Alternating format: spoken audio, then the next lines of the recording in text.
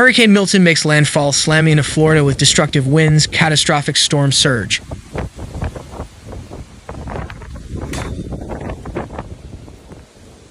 That was our pool 4 feet ago. Hurricane Milton made landfall as a Category 3 storm with 120 miles per hour winds on Wednesday, slamming into Florida's west coast before churning its way eastward across the center of the state.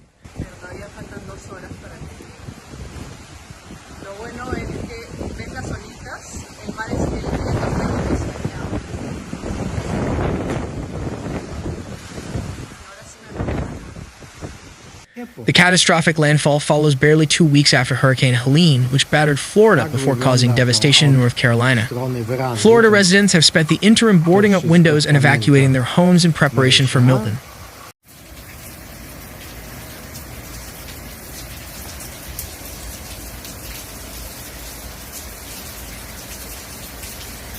Milton has the potential to be one of the most destructive hurricanes on record for west central Florida, the National Hurricane Center said Wednesday.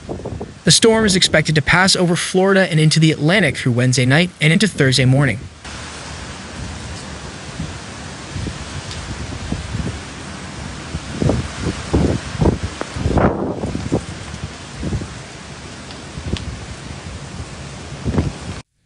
Milton poses a threat of a historically deep storm surge, as well as wind gusts well over 100 miles per hour over the next 36 hours.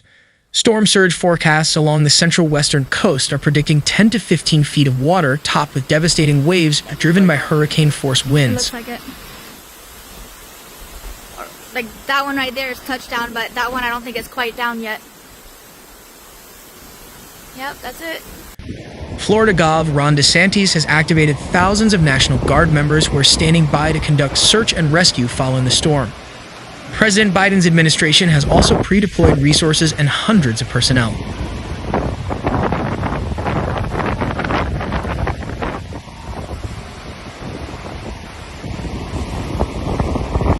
Biden declared Florida a disaster area ahead of Milton's landfall to facilitate FEMA's preparations and response.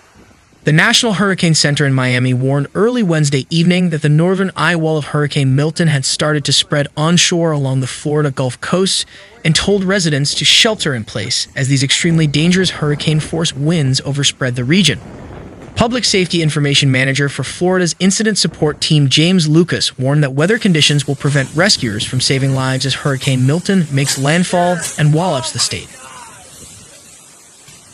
Meanwhile, the storm's outer bands were already bringing rain, wind, and the potential for tornadoes across the state.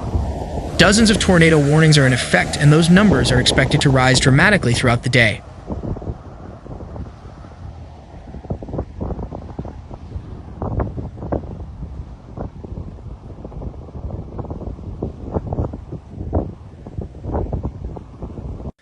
A live camera from the Florida Department of Transportation spotted a confirmed tornado on the ground Wednesday morning in South Florida as Hurricane Milton barreled toward the state.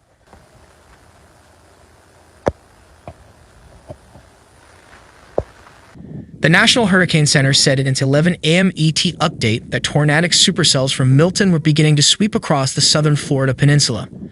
More than 12 million people in the state face threat of tornadoes along with hail and wind, the National Weather Service said.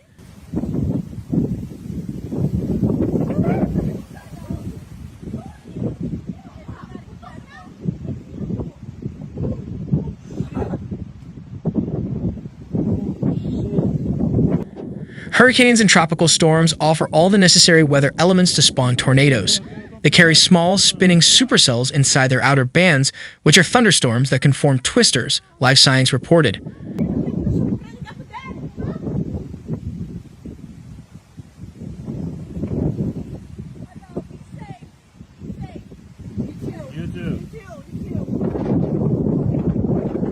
A tornado forms along I-75 heading north from Fort Lauderdale, Florida on October 9, 2024.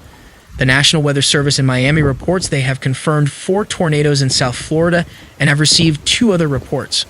Fueled by warm, moist ocean air, hurricanes with their strong wind shear near the ground can create an unstable atmosphere when they make landfall, and their swirling vortices can flip vertically into funnels.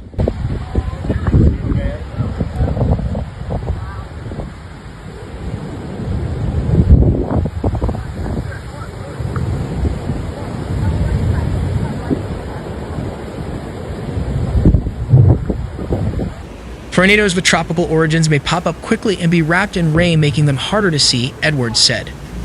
If a tornado warning is issued, people need to take action immediately, he said. They can't wait. They can't look outside and say, hey, where is it? Because by the time they try that, their house might be getting blown apart.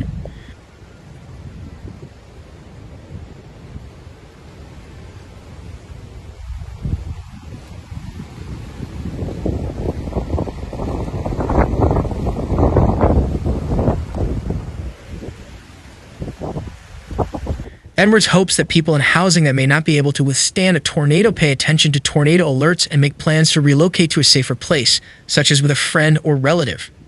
Although hurricanes can spawn tornadoes up to about 3 days after landfall, statistics show that most tornadoes occur on the day of landfall or the next day, NOAA said.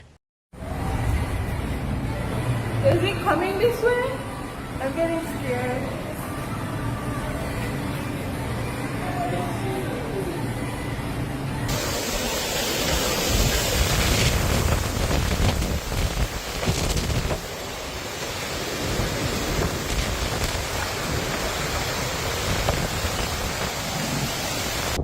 One of the worst tornado outbreaks occurred during Hurricane Ivan in 2004, which caused a multi-day outbreak of 127 tornadoes.